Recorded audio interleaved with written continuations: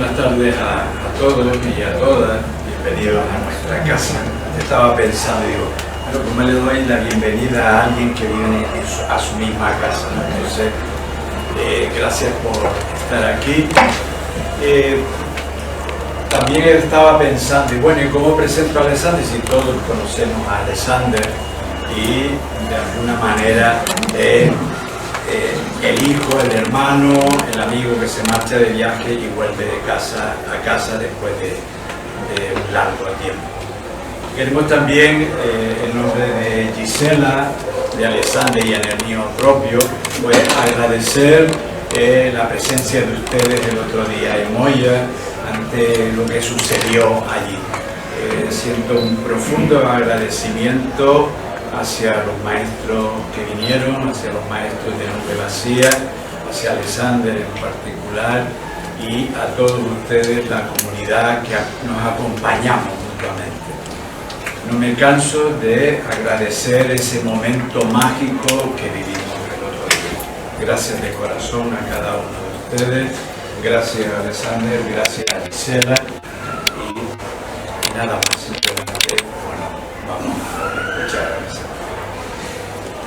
Antes de todo, porque algunos de vosotros no habéis estado conmigo en Moya y os habéis ya informado todos de que tuvimos una muy bonita y muy conmovedora ceremonia de reconocer a César como maestro pleno y con el llamado traspaso de Dharma de nuestra línea de Nube Vacía. Y como algunos que no han sido, os pido que nos levantamos de pie y simplemente con pequeño silencio agradecemos todo el labor de César particularmente durante casi 25 años, por lo menos así casi nos conocemos cuando hemos llegado aquí por primera vez y un pequeñito grupito de la CCP.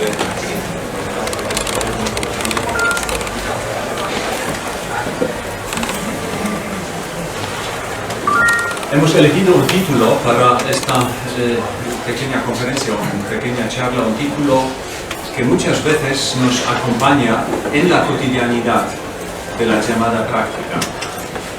Y lo que muchas veces nos acompaña, y si miráis bien, normalmente, hora por hora, lo que nos acompaña es la postura y la mirada de elección. Me gusta, no me gusta, está correcto, no está correcto, está bien, está mal, estoy de acuerdo, no estoy de acuerdo, quiero, no quiero.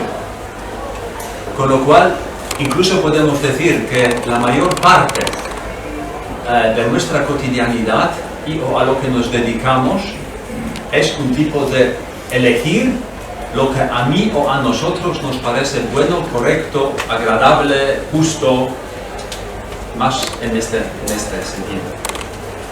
Por lo tanto, si lo hacemos tantas veces al día y justificamos nuestros actos, los rechazamos a los demás porque creemos que no es justo, no es bueno, no es correcto, merece la pena dar algunas vueltas o pinceladas alrededor de lo que podemos llamar o debemos llamar la ética en la área en la que nos encontramos con el ejercicio, es decir, en el ejercicio del Zen, o en la área en la que nos encontramos, es decir, en el mundo también un poco llamado budista.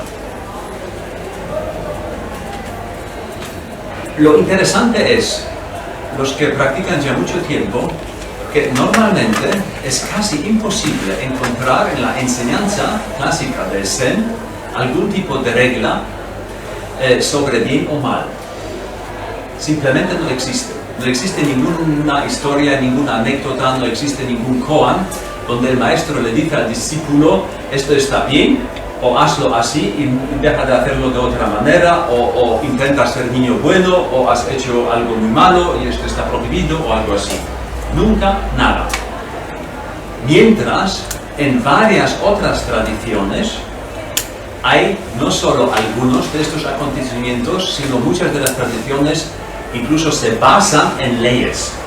Cogemos la tradición judía, está basada en innumerables leyes de lo que hay que hacer, y la religión judía es una religión de una muy severa observación de las leyes divinos, de las cuales hay muchos que se pasan el día entero estudiando las leyes, intentando, por supuesto, ponerlo en marcha.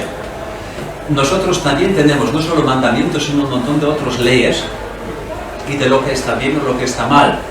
Y muchos de vosotros, según nuestra edad, habéis pasado por colegios y por todavía tradiciones, por ejemplo, cristianas y católicas, y seguramente os recordáis de que nuestra infancia o juventud estaba llena de lo que está prohibido y no está prohibido, y lo que tiene consecuencias luego a la hora de ir o no al cielo, infierno, otros sitios más. Con lo cual, muchas de las tradiciones están ubicadas o construidas por encima de un supuesto conocimiento lo que es bien y mal. Y esto, la mayoría de nosotros todavía lo tenemos en los huesos y en la sangre. Estamos convencidísimos de que esto está bien y esto está mal. Por lo tanto, solo para dar un ejemplo de ciertas locuras también en nuestra tradición, espero que la mayoría de vosotros se acuerda, por ejemplo, del famoso cuento del Adán y Eva, el cuento del paraíso. Y este cuento es básico no solo para los cristianos, sino también para los judíos y también para los musulmanes. Con lo cual, en este cuento, por supuesto, siempre se habla de la desobediencia de Eva y de Adán, luego de la tentación y desobediencia de ellos hacia Dios. Pero interesantemente, y esto fue supuestamente el pecado, pero el pecado no fue la desobediencia. El pecado fue el deseo de saber o tener la idea o saber lo que es bien y mal. Esto es el pecado. Es loco. Ellos quisieran comer del árbol de conocimiento del bien y el mal, que estaba reservado, por decirlo así, al Dios. Con lo cual el pecado consiste, incluso en todas nuestras tradiciones monoteístas, en creerse saber lo que está bien y mal. Pecado. Mientras que todas las instituciones religiosas monoteístas no hacen otras cosas que creer saber lo que está bien y mal. Es loco. Si lo admitimos para nosotros, se ha casi pervertido el mensaje principal y se ha compuesto otra vez la autojustificación de que en nombre de Dios podemos decir a los demás, tú no, o tú sí, o tú fuera, o tú dentro. Esto es lo uno. Sociedad muy acostumbrados a muchas leyes, y como más tarde o temprano la mayoría de las personas por lo menos se pregunta si estas leyes son justificadas o no, por eso casi todas las sociedades han intentado, y lo han mantenido durante siglos, han intentado justificar las leyes no por razones humanas y personales, sino por razones divinas. Es decir, que las leyes son justificadas por la revelación divina, sea Biblia, lo dijo Cristo, apareció, Dios dio los mandamientos o la Torá entera a Moisés. Es decir, que no podemos tocar eso porque está hecho por Dios y no por nosotros. Mientras la gente se lo ha creído, y algunos todavía lo creen, hubo y hay en muchas ocasiones todavía una ética basada en ciertas reglas. Y estas reglas, al fin y al cabo, son justificadas por el Dios mismo, y a él nadie le va a decir que no. Este tipo de cultura basada monolíticamente en este tipo de ética, y la ética a su vez basada en este tipo de revelación divina, se ha comenzado por lo menos a templar a finales del siglo XIX en nuestra cultura. A finales del siglo XIX tenemos algo muy interesante. Primero, el budismo a finales del siglo XIX ya era bastante conocido en Europa. Los filósofos alemanes, por ejemplo, ya han trabajado bastante con el budismo. Schopenhauer, Hegel, y lo conocían. El Zen todavía apenas o casi no. Al finales del siglo XIX, hay uno de los primeros grandes congresos mundiales interreligiosos en Chicago, Estados Unidos. En este congreso se ha invitado a algunos representantes también del budismo Zen. Y por primera vez el Zen tomó tierra en Occidente y además con un tremendo interés que antes de alguna manera no se lo vio. La pregunta interesante es por qué el Occidente llegó a interesarse por el Zen tan tarde y no, yo que sé, siglos antes, aunque hubiera podido hacerlo porque estaba también a la vista. Pues al final del siglo XIX tenemos tres movimientos que repercuten muchísimo a la manera luego lo que va a ser considerado hasta hoy la búsqueda de fondos para una ética y comportamiento humano. Primero, al finales del siglo XIX se ha terminado la postura y posición indiscutible Dios existe.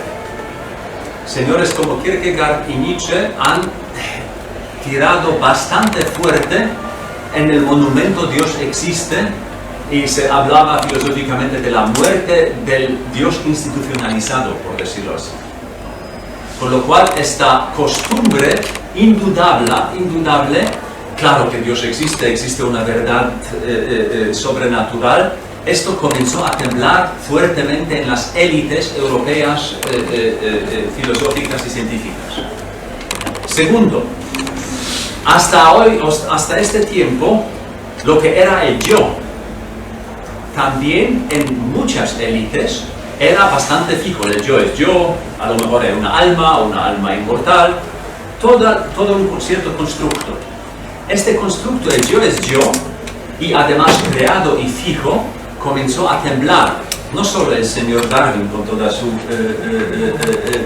cosa, sino al final del siglo XIX, comienzo del siglo XX, viene Freud y luego toda su escuela, y del yo fijo comenzamos a tener un proceso dinámico donde ya desaparece algo fijo.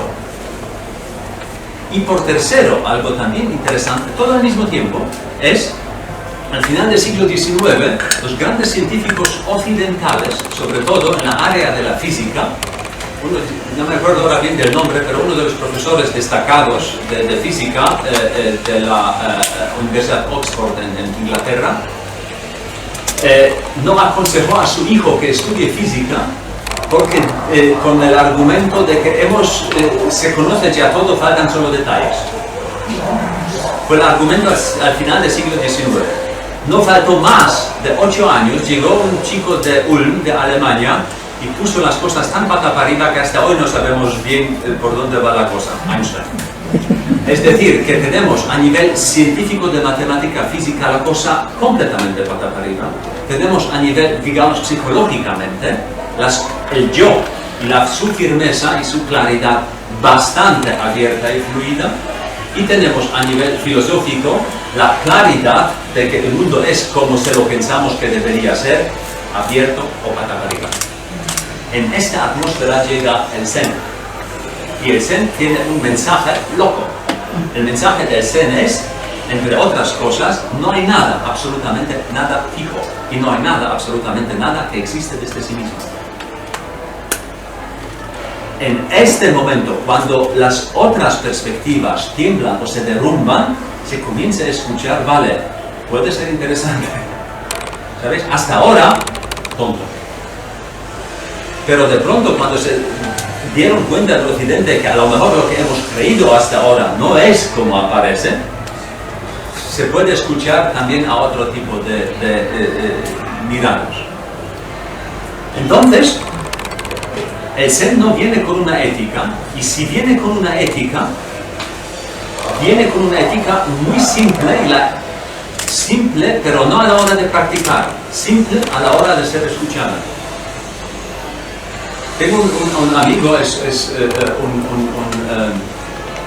muy famoso empresario en otro país, Y él me dijo, las cosas destacadas del mundo son muy fáciles de comunicar y tremendamente difíciles de aprender. Y en este sentido, el mensaje del Zen y del budismo a nivel de comportamiento es: compórtate según las circunstancias. Punto. Cada uno dice, vale, si me comporto según las circunstancias, hago lo que me da la gana. No, ellos no dijeron lo que te da la gana, porque entonces te comportas según la gana. Y lo que han dicho según las circunstancias, y no según la gana. Es una pequeña pero fuerte y muy importante diferencia. Nadie dice según la gana, según las circunstancias. Y esto es muy interesante. Ejemplo.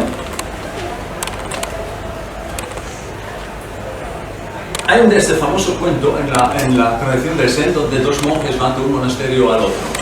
Y llegan a la orilla de un río, hay una chica allí que no se atreve a atravesarlo, uno la lleva en manos, la trae a otra orilla y siguen el camino. Después de una hora el otro monje le dice: mira, a nosotros monjes está prohibido tocar a las mujeres y tú incluso la has llevado en manos. Y él dice: ¿lo ves?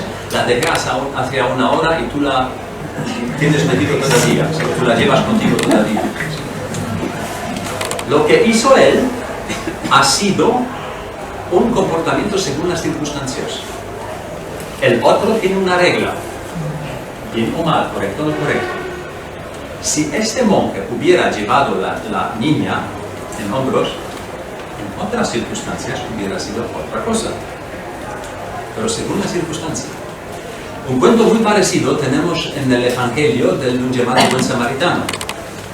Cuando hay un herido y todo el mundo pasa olímpicamente porque es de otro pueblo de enemigos, porque es Sabbat, porque. Y el samaritano de un pueblo sí, que no tiene nada que ver con los judíos se para y lo hace. Lo hace según las circunstancias, sin pensar mucho. Lo hace lo que le toca hacer en este momento, jugándose las consecuencias, porque el monje, según que abad tiene, puede ser echado del monasterio y el samaritano puede ser castigado por su pueblo o el diferente, porque rompe una regla. Es decir, que si cogemos la ética budista, no solo es el Zen, sino es budista, entonces la ética budista se basa no en reglas, sino se basa en el reconocimiento de la realidad por parte llamada budista. Y el reconocimiento, para recordar de la realidad por parte budista, se compone de que todo, absolutamente todo, no es fijo, sino aparece y desaparece gracias a una constante interacción del todo con todo. Es decir, que las cosas no son como son desde sí mismo, sino gracias a las circunstancias. Es decir, si yo ahora tuviera en manos un cubito de hielo, entonces podemos preguntar: vale, esto es hielo en sí mismo. No, según las circunstancias. Porque con esa temperatura aquí, con poco tiempo, no tengo hielo. ¿Comprendéis? Hielo es según las circunstancias y no hielo en sí mismo. Por eso no tenéis nieve, porque las circunstancias no la componen. Por ejemplo, es decir, que todo aparece y desaparece según las circunstancias y no somos autónomos. La capacidad de nuestro pensamiento, unido con la memoria y con la repetición de lo memorizado, y lo hacemos siempre lo mismo, te acuerdas de tu nombre, ¿sí? te identificas siempre con ciertas cosas, te da la sensación de que eres lo que recuerdas constantemente. Por eso, si de pronto tienes algún tipo de enfermedad mental, Alzheimer o algo así, se va el yo. No lo puedes mantener. El yo no es fijo. Por otro lado, si tú dices yo he nacido y ahora viene alguna fecha donde un cuerpo X sale del cuerpo de la madre, sale todo lo que quieras, pero no un yo. Para que haya un yo, debe haber una muy compleja interacción con la madre y luego con el entorno, para que más o menos 1 año y medio o 2 años después puedes decir un yo soy. Es decir, el yo es fruto de circunstancias y de muy complejo entrenamiento. Según la familia, según el momento, según las circunstancias, eres este yo y no otro. En otras circunstancias y en otras tierras se entrenan y salen otras, entre comillas, personalidades que se comportan según las circunstancias y no en sí mismo y por sí mismo. Por lo tanto, se puede decir que el budismo en este sentido no es una religión porque ellos no creen en algún tipo de realidad más allá, ni tampoco se basa en una revelación divina hacia nosotros o de una revelación de algún ser más allá. El clásico budismo y luego el Zen, que es digamos, una esencia budista a la hora de practicar, es darse cuenta de cómo está compuesta la realidad. No es metafísico, no es metafísica, no es religión, es un vivo y vivencial darse cuenta cómo está compuesta la realidad. Lo que nos libera no es haber llegado a un séptimo cielo, sino darse cuenta de que lo que creemos que es fijamente no lo es. Por eso se habla en el budismo del despertar y no de llegar a un sitio X. No vamos a cielo o paraíso como en otras religiones, sino despertamos de ilusiones o de pensamiento que no corresponde a la realidad. Y este despertar, y por eso realizar que la realidad no es como parece o como... Por eso el ejercicio consiste en el intento de no activar el pensamiento discursivo. ¿Por qué? Porque el pensamiento discursivo es una capacidad interesante para un cierto tipo de manejo de la llamada cotidianidad, pero el pensamiento es bipolar en sí mismo. Esto significa, si yo digo blanco, solo lo puedo decir porque silenciosamente tengo metido el negro en la cabeza también. ¿Cómo sabes? El pensamiento solo se revela y se desarrolla gracias a lo opuesto. Si yo digo bien, he dicho mal. Necesito dinero, he dicho que soy pobre. ¿Me explico? Esto quiere decir, si tú quieres mejorar, significa que te consideras malo. Y si quieres mejorar mucho, no lo queremos ver, porque miramos siempre para allá. No nos damos cuenta, el gran descubrimiento del Oriente, también Eckhart tiene algunos motivos con esto, sobre todo en nuestra religión, pero el Oriente descubre que el pensamiento es su capacidad de fijarse en sus propias opiniones, es la fuente del sufrimiento. Porque si yo pienso que debo mejorar, por mucho que mejoro, lo peor también crece con lo bueno. ¿Sabes lo que digo? Es loco. Por eso el despertar significa darse cuenta y pararlo de que la realidad no es idéntica con el pensamiento, que el pensamiento crea un tipo de realidad y nosotros somos el efecto, los prisioneros y el carcelero a la vez. Creamos un carcelero, pero somos... creamos ¿cómo se llama? Un prisionero, pero somos también el carcelero. Y no nos notamos. Nosotros pensar refleja la realidad objetiva. El budismo y el Zen sobre todo se dieron cuenta muy temprano de que el pensamiento no refleja la realidad, sino está creando una realidad. Comenzamos a conocer también, por lo menos en el siglo, al finales de la segunda parte del siglo XX cada vez más, y hoy comienza a ser estándar en ciertas ciencias cada vez más, de que el pensamiento es una manera de ser, pero no la manera de ser. Y este momento es muy interesante y muy vivencial para nuestra cotidianidad, porque nos pone pata para arriba todo lo que normalmente hemos aprendido. Yo estoy meditando y gracias a la meditación llegaré a un estado X. No, a lo mejor gracias a la meditación te das cuenta cómo funciona la vida gracias al pensamiento o gracias a haber no pensado. pero en el Zen no vas a llegar a ninguna parte porque ya estás. La presencia, el momento presente ya es, no hay que llegar a ninguna parte.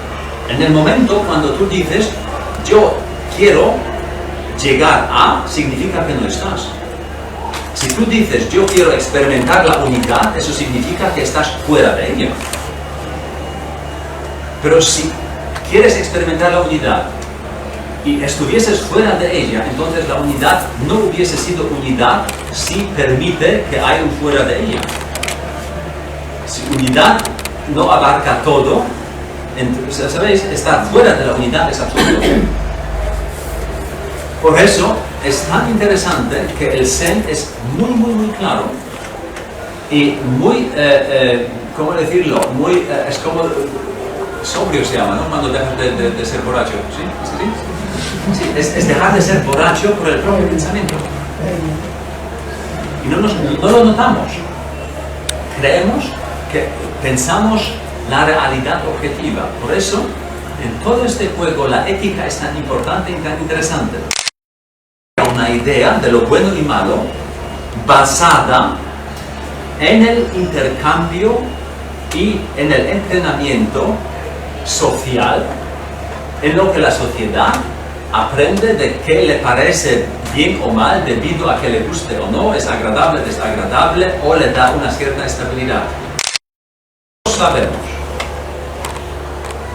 Todos sabemos, pero no queremos verlo, de que las éticas funcionan solo y siempre dentro de un colectivo, dentro de un partido.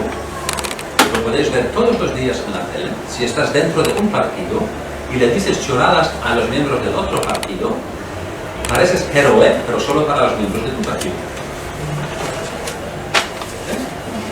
Los cristianos han podido, yo que sé, si hablamos de la isla de Canarias o de la conquista de América del Sur,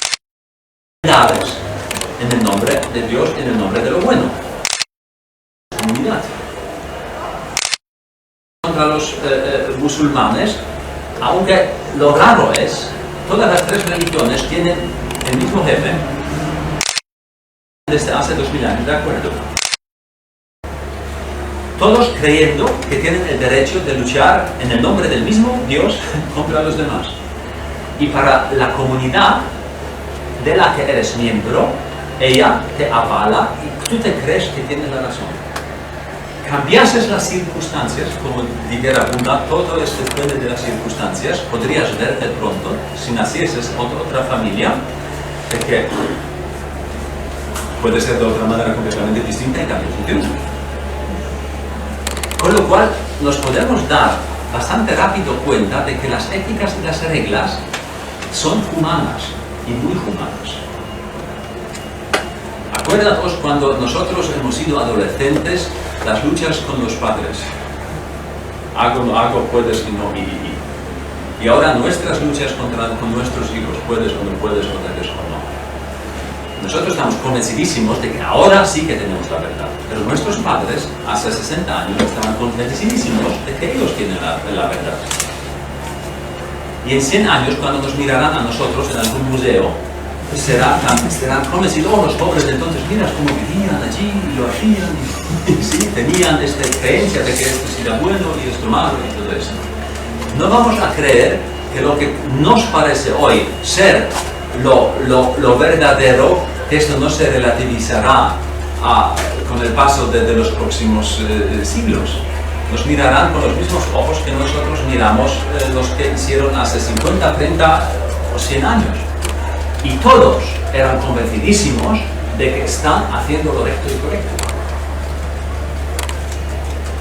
No hay nadie, ¿sabes? Nadie lo hacía en el nombre del mal. No existe una guerra, no existe ninguna revolución que se levantó en el nombre del mal. Todos en el nombre del bien. Hitler iba contra Rusia o mataba a los judíos en el nombre del bien y no en el nombre del mal. Y muchas personas le seguían un cierto tiempo en el nombre del bien. Lo mismo Stalin, lo mismo Franco, lo mismo, yo que sé, muchas personas más o menos en el nombre del bien. Con lo cual, si estamos izquierda, derecha, todo esto es tan relativo, tan cerrado, y da estabilidad emocional y en la imagen a un cierto grupo de personas que se estabiliza gracias a esta idea y no a otra idea. Por eso es tan interesante también para nosotros de que no creamos que el Zen es ahora la verdad. Esto hubiese sido la trampa de las trampas. Vale, antes era católico, iba a la iglesia y ahora voy al Sensei. Y a pesar de todo, la vida funciona de una manera maravillosa y no sabemos ni cómo ni por qué. Vivir sin atarse, sin crear una identidad es muy. Esto es despertar. Pero nosotros lo que hacemos también en este ejercicio es creer, vale, yo suelto. Una palabra muy famosa en el mundo meditativo espiritual. Todo el mundo suelta como si tuviéramos algo. Yo me suelto a mí, vale, ¿quién lo dice? ¿Quién es el yo? ¿Quién es el mí? Si el yo suelta a sí mismo, con lo cual, recuperado otra vez como el yo que ahora ¿sabes? Sin el sí mismo, pero nuevo yo. Como la serpiente que renace de la misma piel, ¿sabes? Quitando la piel y así renace. Todas estas charlitas, yo suelto a mí mismo, yo me abandono, está bien dicho, pero no funciona. Muy simple y significa estar en el ejercicio tan presente que a plena conciencia no se pone en marcha el pensamiento discursivo. Si el pensamiento discursivo no se pone en marcha, plena presencia, el mundo no es blanco y negro, porque el pensamiento lo crea en blanco y negro. No me gusta. Si se deja esto, el mundo aparece como es, y esto comienza a ser zen. Porque si vivo, me gusta o no me gusta, entonces vivo simplemente y según los sentimientos aprendidas y condicionadas por el entorno, sobre todo de nuestra infancia, y luego perpetuados a lo largo. No es más. Si tú tienes una infancia, digamos, dura, y te han abandonado varias veces, pues lo que más te va a gustar en tu vida es que no te abandonen. Y eso será justo y correcto. Y si tienes un marido o una esposa, y esta esposa está harta de ti por fin, y se va, entonces para ti esto es lo peor y esta persona es la peor de todo el mundo. ¿Por qué? Porque este sentimiento renace en ti, tú no sabes qué hacer con este sentimiento y el culpable está fuera porque se ha ido y entonces tenemos lo correcto y no lo correcto y nosotros los correctos porque hemos sido abandonados. Pero nadie se pregunta por qué se van. Y así nos ahorramos muchísimas historias. Son pequeños tontos de que la llamada regla budista, compórtate según las circunstancias, significa muchas veces de que debemos afrontar lo que hay.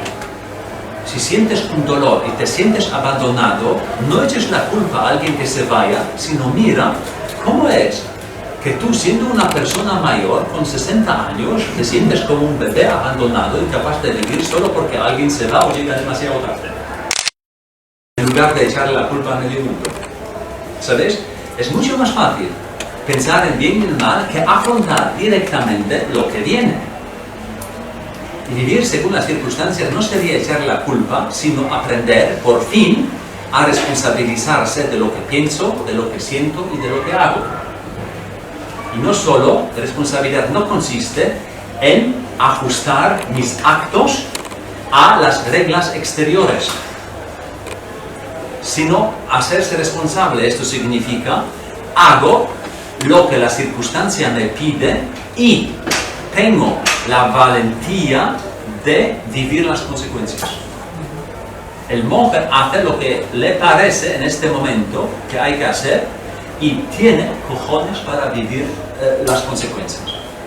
Si no tienes la valentía ni la libertad para ver lo que había que hacer y no tienes la valentía para vivir las consecuencias, ni eres libre ni eres despierto. Prisionero de algún tipo de nuevas reglas, antiguas reglas, extrañas reglas, lo que sea, pero reglas donde nos apoyamos, donde creemos, ¿sí? Viviendo pasivamente, es decir, una vida arreglada por los demás, pero medio muerta. Porque no vivimos según las circunstancias, esto no se hace. ¿Sabéis? Es loco. De vez en cuando, para muchos de nosotros, los que viven solos, es muy difícil unirse con alguien. Tenemos muchas historias, ¿por qué no? Para algunos que viven con alguien y notan que no funciona, es muy difícil separarse. Yo no digo que es lo uno bueno, lo otro bueno, pero hubiese muchas personas que le vendría bien tener el valor de arriesgarse a encontrarse con alguien. Y lo mismo sería interesante para muchos de terminar la pareja que no funciona. Pero ambos tienen un montón de reglas, ¿por qué no o por qué sí? La vida pasa y estamos prisioneros de reglas y no vivimos. No tenemos el coraje de dar un paso activamente o pasivamente y vivir las consecuencias de eso. Y es fácil en todas las sociedades esconderse detrás no se hace. ¿Sabes lo que digo? Por eso, vivir de una manera directa es el mensaje del Zen y el ejercicio del Zen. Manera directa. Pero os podéis dar cuenta de que vivir de manera directa, para esto no somos educados. Nuestra sociedad no nos educa para tener valentía, coraje, experimentar la realidad como unidad y amor y poder actuar y vivir según las circunstancias, dejarse guiar más por la vida y no por las reglas, confundiendo las reglas nuestras con la vida misma. Y esto no es lo mismo. Y creer, y en muchas de las instituciones religiosas mundiales, no solo las monoteístas, han creído y creen y venden saber y conocer las reglas divinas de todo el universo, por las que hay que seguir para llegar incluso después de la muerte a un sitio X y no otro. Es loco. Por eso el mensaje del Zazen y el ejercicio del Zazen es un ejercicio que se basa en la práctica, no solo en el Kohin. El ejercicio del Zazen comienza a tener frutos también en el Kohin si en la cotidianidad tienes valentía de vivir mucho más según las circunstancias, porque allí y así eres más responsable, más auténtico y vives más con la fuerza vital. Si no lo haces y te sientes por la noche en el cojín esperando que vas allí a experimentar algo, es una ilusión. Porque no puedes vivir 90% del día en pensamientos normales y en reglas del bien y del mal como si hubiesen sido objetivas y luego creer que vas a despertar hacia dónde. O sea, imposible. Es como si hubiéramos, yo que sé, comido todos los días, yo que sé, enteros, chocolates y otras cosas y mucha grasa, y todos los días por la noche 20 minutos ayuno.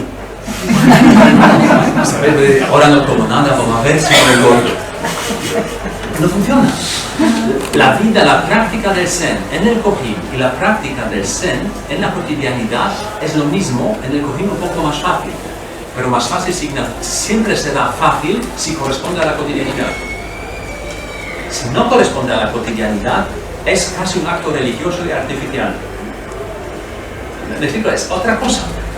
Por eso creo que es con el paso del tiempo, con el paso de años, tan interesante para nosotros darnos cuenta de que Zazen significa vivir la circunstancia y la vida es así como es según las circunstancias. Y no es, y el Zazen mismo y la vida no es una parada de autobús que yo espero tranquilamente hasta que ocurra lo que a mí me gusta. Actúas según las circunstancias, no contra y no pro, con la vida en ella misma. Esto quiere decir, si te duele la muela, no vas a medicar, sino vas con el dolor al dentista. Con, esto significa, te vas en medio del dolor al dentista y vamos a ver qué vamos a hacer con eso. No contra el dolor, porque así te separas. ¿Sabes lo que digo? Estamos con. Si sientes tristeza, puedes estar con la tristeza, porque tiene también muchas partes importantes. Los que no hemos sido tristes no vamos a reírnos bien. Lo uno condiciona a lo otro. Es decir, que muchas vivencias son vivencias las que toca vivir. Ser uno con la respiración en el sasen no es otra cosa que también no huir de varias vivencias que nos toca vivir durante el día. Y esto significa vivir según las circunstancias.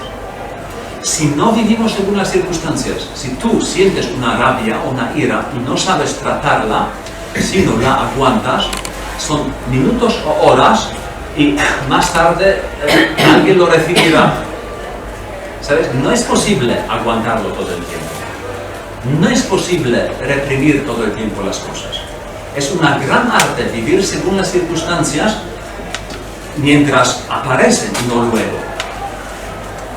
¿Sabes? Si alguien hay una circunstancia de conflicto con alguien, viva, directa, yo siento un dolor, puedo decir directamente a esta persona, esto supone valor, no acusándole, pero diciendo lo que tú me dices me duele, no que tú me has dolido, esto es acusación. Pero yo hablando desde mí puedo decir, me duele escucharte. Si lo digo, lo tengo consciente y estamos en el acto vivo. Pero si yo no se lo voy a decir porque se ofende entonces yo me quedo con el dolor, la persona no se da cuenta de lo que pasa, vuelvo a casa, alguien me dice una cosa más y yo me derrumbo. Entonces la otra persona cree que ella me lo ha hecho. ¿Sabes? Y así estamos creando luego otros conflictos donde no tienen su lugar solo por el hecho de que en muchas situaciones no estamos capaces de vivir directamente lo que pasa. Y por eso estoy tan enfocado de que el ejercicio de Sasen y la ética del Sasen es mucho más difícil que la clásica basada en proyecciones y en reglas, que de vez en cuando, como muchas reglas, hay situaciones donde funcionan, pero hay miles donde no funcionan. Y sería mucho mejor defender la vida que las reglas.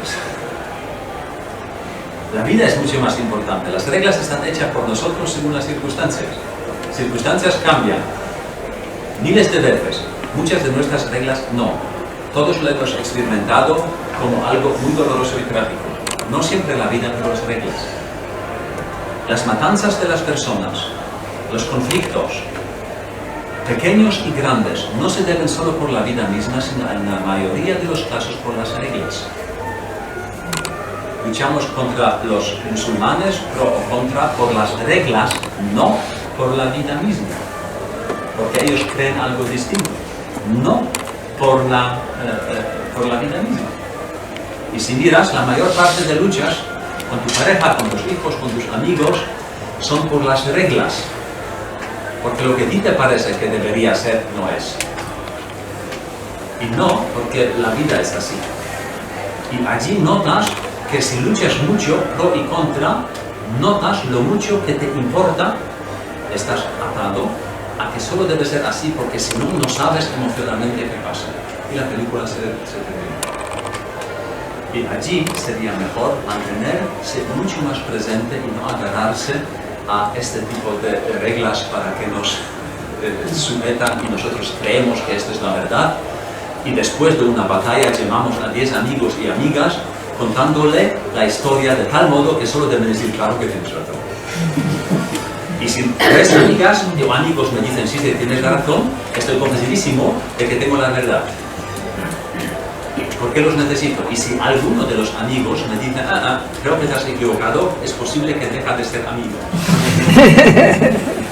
Porque la verdad no es objetiva, sino es una opinión extendida. Y esto no es lo mismo. Y me es suficiente siempre con 3 o 4 personas que me arropan en cierto momento y ya estoy más tranquilo de que he hecho lo correcto. Pero algo en nosotros sabe muy bien de que en la mayoría de los casos no ha sido así. Por eso termino esta pequeña charlita para nosotros otra vez, porque algunos ya lo conocéis, pero en este contexto a lo mejor bueno para ubicar el Sazen otra vez. Entonces, la filosofía o la psicología es buscar en una habitación negra un gato negro. La religión es buscar en una habitación negra un gato negro que no existe. Y el Zen es buscar en una habitación negra un gato negro que no existe y gritar que lo tengo. De hacer de Zen otra regla,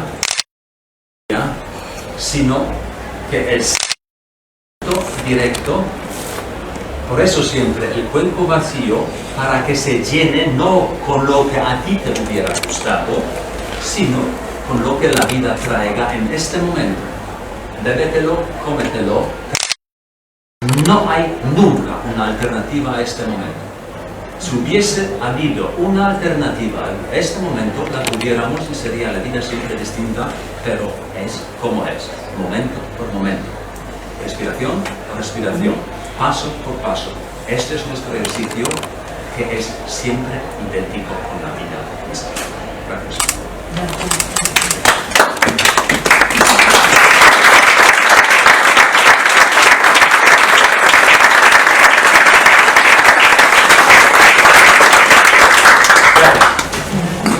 Bueno, tenemos todavía la posibilidad de pequeñas preguntas o sí.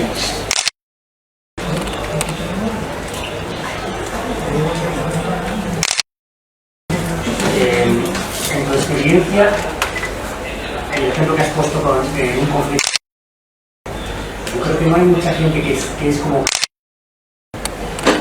Por eso que me has dicho, no estoy diciendo que es tu culpa, simplemente podemos estar, que a mí me duele con esto. Es como bastante...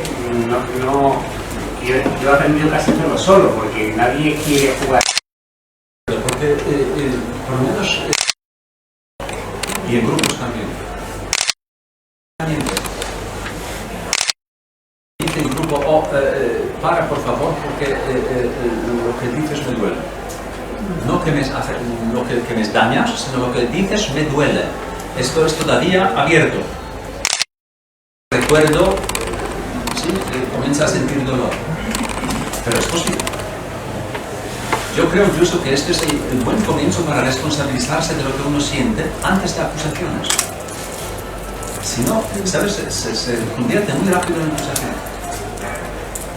Sí, pero sí, digo que en mi experiencia, por ejemplo, cuando lo he intentado, la otra persona, igual inconscientemente ya la he acusado, pero la otra persona es como, no, pero ya que me empieza a dar explicaciones. Sí. Es como, vale, ¿no? Pues, allí vemos que en nuestro ejercicio cotidiano estamos muy al principio, también en el traspaso del ejercicio en la cotidianidad, porque no nos escuchamos bien. Yo no he dicho que tú me has dolido, sino que me duele lo que dices, pero la otra persona ni siquiera escucha, sino ya no quiere ser culpable, con lo cual ya entra inmediatamente en disculparse, pero notáis lo rápido que uno se siente herido, activa o pasivamente en su autoimagen. Y muchas culturas han perpetuado luego religiosamente un hecho de temprana infancia de no sentirse culpable. Un bebé está completamente pendiente de la madre. No puede dar vuelta ni de espalda a la barriga si no lo hace alguien por él. Está completamente pendiente, con lo cual el bebé instintivamente para agradecer y atraer. Sabemos ya de todas las ¿cómo se llama? Investigaciones que entonces el bebé cuando nota la cara de madre mala no se separa no se puede separar de ella, sino está convencidísimo de que tiene que ver con él, con lo cual se siente culpable de la cara que ve y le da miedo, por decirlo así, o le pone en peligro, con lo cual intenta hacer lo que se le ocurre, y no es mucho lo que se le ocurre. Porque si comienza a llorar, por ejemplo, entonces puede ser que la historia se vuelve peor todavía porque la madre está... Los fenómenos más interesantes, no él, pero uno de los más interesantes, el tema de la culpabilidad. Y el deseo tremendo y la sensación tremenda de todos nosotros sentirnos en el fondo no culpables. Y mira de que la mayoría de las religiones con éxito se basa en garantizarte algún tipo de... ¿Cómo se llama? ¿De quitar la culpa? ¿Me explico? Todas las religiones intentan quitarte la culpa. Los cristianos, la cruz es básica para quitar la culpa, pecado. Mientras el budismo dice algo distinto, dice tú no eres culpable, no va a lo moral, sino va a lo antropológico y dices tú te sientes, tú sufres. Lo que nos acompaña a los humanos es el profundo sentimiento de sufrimiento porque las cosas no son como nos hubiera gustado que fuesen. Este es el punto de partida del budismo. No quitar la culpa, sino quitar el sufrimiento. Y por eso es menos moralista. ¿Me explico? Y entrenamiento es distinto, por decirlo así. Pero nosotros somos hasta las narices del entrenamiento de no quieres ser culpable. En nuestra sociedad, demostrar que no soy culpable es tan profundo dentro de nosotros que es difícil, se necesita bastante entrenamiento sin que lo podemos borrar 100%. Por eso yo noto en algunos conflictos, si no soy en buen momento, 2 segundos y estoy en disculpa mezclado con ataque. Pero no me he dicho que no soy lindo. Es así.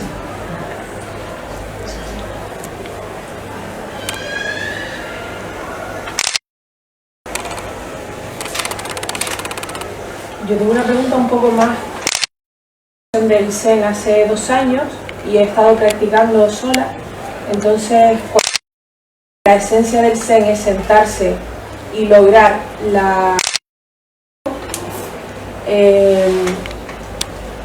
me resulta imposible, me explico.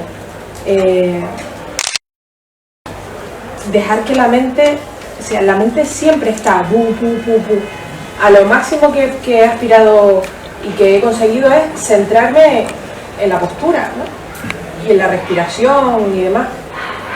Entonces, simplemente es una pregunta súper básica que es bueno, es conveniente cerrar los ojos de vez en cuando o en el Zen siempre es conveniente mantenerlos abiertos. Bueno, son 2 distintas preguntas. Sí, en una. La pregunta primera, lo loco en el Zen es que intentar no pensar no se puede. El cerebro piensa y lo hace unos 70.000 veces al día. 70.000. Con lo cual, si tú dices, yo hoy he pensado poco, el arte no consiste en intentar no pensar, sino el arte consiste en ser tan presente que se te olvida pensar. Pero este olvidarse de pensar parece ser un estado por poco tiempo. Es suficiente. Que depende de la calidad de presencia, porque, por decirlo ahora, parece que la energía de la presencia es más fuerte que pensar. No que tú vas contra pensar, sino eres como si tú duermes, por ejemplo. Entonces, sueñas. Por eso la analogía con el despertar en el budismo. Mientras sueñas, si tienes una pesadilla, te hubiera gustado algo bonito. Y si tienes un buen sueño, te hubiera gustado que siga. En ambos casos, el despertar no es ni lo uno ni lo otro. Es algo completamente distinto, se acaba el sueño. El resultado es que te das cuenta que el sueño es sueño, no malo bueno. Tiene su función importante, pero te das cuenta que es sueño. Un niño pequeño, cuando ha tenido una pesadilla, al día siguiente tendrá miedo a ir a dormir, porque no distingue entre sueño y la llamada realidad. Y nosotros tampoco. Por eso el sasen es un ejercicio de suma importancia y de suma importancia energética. Es trágico hoy en día de que en muchas, yo que sé, establecimientos de spa o de bed, tenemos siempre esta duda de duda, como si esto sería, sabes, un paseo por sauna y lo que sea. Para ejercer sasen, hay que no estar cansado, porque necesitas energía para mantenerte muy presente. Por eso los ojos abiertos, porque tampoco estás así o así. Todos los sentidos están ejerciendo la presencia más activa de la más acortada cotidianamente, quiero o no quiero. ¿Me explico? Sí. Mantienes toda la presencia abierta, toda la energía sube. El estado de despertar es un estado de más presencia que el de pensar. De más presencia que pensar. El pensar se traspasa, con lo cual no se forman historias identificadas, aunque el cerebro parece que sigue funcionando. Y este es un gran arte, de que no dejas de pensar de todo, pero no tiene una función real de que te lo crees, de que lo eres. Como ejemplo, todos vosotros lo tenéis al día, pequeños despertares, pero pasáis olímpicamente de eso. Estás pensando, y de pronto, te das cuenta que has pensado. ¿Lo conocéis? Bueno, en este momento notas la calidad antes y ahora. Notas que tú has sido el pensar y la figura, el resultado del pensar. En el momento de darse cuenta, ¡pum!, se acaba. Pero inmediatamente viene el siguiente. Aquí más. Y sasen más tiempo con más dedicatoria exclusiva. Por eso la postura energéticamente potente, la primera de Qigong en el sasen clásico. Pequeño retiro, un poco mirar qué tipo de comida para poder ejercer más tiempo una energía mucho más fuerte que la normalmente dedicada a historias.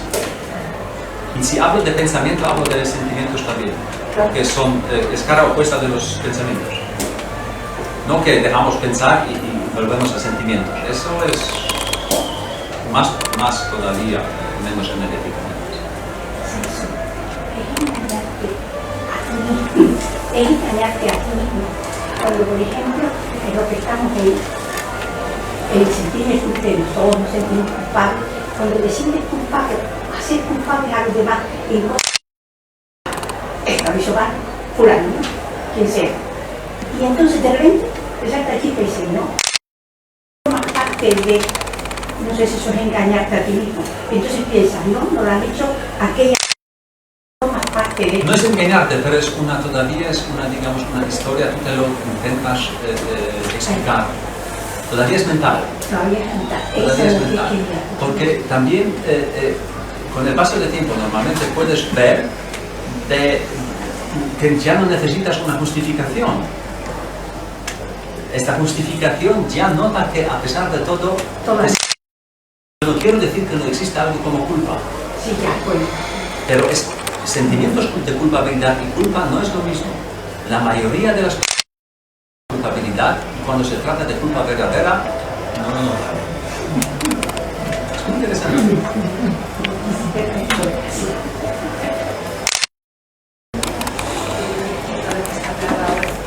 He leído una frase de Albert Einstein en el que dice que el mundo va mal, no es por los malos, sino por lo bueno que no hace nada.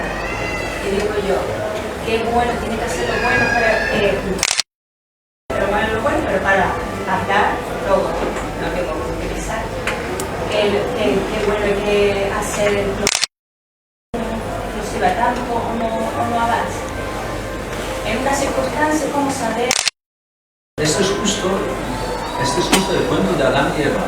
Nosotros no tenemos el conocimiento, si existe el conocimiento divino para poder decir lo que está bien o mal. El resultado. Ni siquiera eso, porque un día después dices, mira qué bien salió. Un año después dices,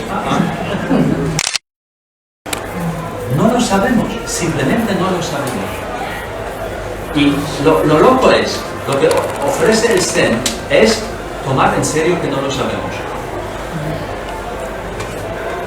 Y no hacer como si lo supiera. Ni siquiera tomar una acción en algo grave. No, tú haces la acción, haces lo que Por ejemplo, que vas a matar a alguien, no puedes salvar, no haces nada. ya, no, tú haces lo que en este momento haces, pero deja de construir esto ha sido justo. Hacer, pero deja de creerte que has hecho o deja de decir es muy malo. Yo otro día hablé con muchas, otra vez fui invitado a una conferencia y la gente decía, claro, porque los alemanes de ultraderecha y los fascistas de Hitler y digo, chicos, nadie de nosotros sabe bien qué haríamos nosotros con 18 años en el año 1933. Hoy en día somos muchos, pero entonces no han podido matar tantos judíos. Nuestros hijos y nietos nos mirarán a nosotros y dicen, vale, todos los días mueren tantas personas de hambre, sabéis que el clima se va a carajo y ¿qué habéis hecho? ¿Sabéis? Habéis sabido de que ocurre esto y esto. Y no nos toca tanto para que dejamos de encontrarlos ahí, ahora, aquí y hacemos algo. No, lo escuchamos, vale, pues alguien se ocupa de él. ¿Sabéis? Es decir que por detrás es siempre más fácil. Y lo interesante es, independientemente ahora de otros aspectos del Zazen, de ver que el mundo no lo entendemos bien, pero por lo menos podemos engañar a todo el mundo, pero no a ti mismo. Puedes contarle a lo que sea a la gente, pero no te engañes a ti mismo que lo sabes. O sea, esto sería ya mucho. Tú puedes educar a tus hijos y lo haces de manera mejor. Tú vives de una manera que te parece bien. Vale. Te parece. Y punto. Pero no te digas que lo sabes 100%. Haces lo que te toca en este momento, lo que crees que puedes hacer. Y esto debería ser suficiente. No más. Y, ¿sabes? Y el problema es que creemos saber y luego intentamos convencer a los demás y comienzan los follones. ¿Qué hacemos con los que no creen lo mismo que nosotros? Por eso, sobre todo para nuestro ejercicio Zazen es otra vez importante que no se va a construir de esto otro follón. De lo mismo, de correcto, de verdadero, de lo que sea. No lo sabemos. Parece ser que lo aceptado de alguna manera es que aceptar que todo es relativo. No relativo en el sentido que da igual, pero que todo No, está... que da igual, que yo no lo sé, yo no puedo entender por qué es una cosa, no tengo por qué tomar partido, sino retirar. No, ya, pero haces algo, pero no sabes si alguien está gravemente enfermo, lo que sea, y los médicos hacen algo, la prolongación de la vida sale, o es solo intentar protegerse de la muerte, si la gente está vegetando por allí, ¿sabes? No lo sabemos tan fácilmente. En muchos casos, en la mayoría de los casos, no lo sabemos. Vivimos, hacemos, pero como no tenemos, gracias a varias evidencias, el acceso de que la vida lo abarca todo, se lo tomamos personalmente, yo, mi culpabilidad, yo lo hago bien, yo soy el correcto, y allí, ¿sabes? Se lo tomamos como yo. Y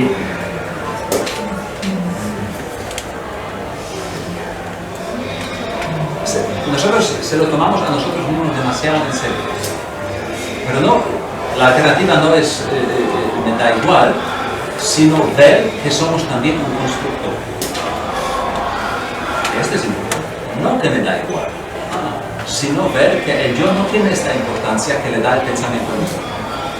Y entonces ya se aclaran varias cosas. Se aflojan. Sí, porque si el yo no tiene, resulta el yo no ser tan sustancial, Entonces, se te va este yo debo ser el bueno. Bueno, por fin terminamos con un chiste solo, para los que no lo recordáis el chiste de Girafa se llama. Girafa. Se trata del bien y del mal, porque nosotros creemos que el bien existe objetivamente y el mal también. Y entonces vamos a luchar por el bien y contra el mal. Y lo que dijimos también en el budismo, estos son frutos del pensar bipolar, más bien, más mal. Bueno, más bien, más mal. Entonces la jirafa encuentra... ¿Podemos cerrarlo? Sí.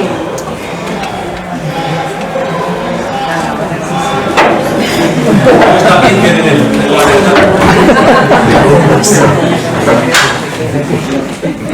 Bueno, el bien y mal por separado, y en la mayoría de las clásicas religiones mundiales lucha pro y contra, creyendo que esto existe efectivamente. ¿Vale? Entonces, mi chiste preferido de bien y de mal es: la jirafa habla con el conejo, que dice al conejo: mira, pequeño, yo tengo un cuello muy largo, y cuando ahora tomo una manzana o me como una manzana, media hora estoy disfrutando de la manzana cuando estoy trabajando. Con un pequeño cuello, 2 segundos y lo tiene. Y el conejo, mira el calor que hace, yo tomo ahora un ratito de agua fresca, 10 minutos y tú vas un segundo de agua. Y el conejo: oye, jirafa, ¿has vomitado una vez?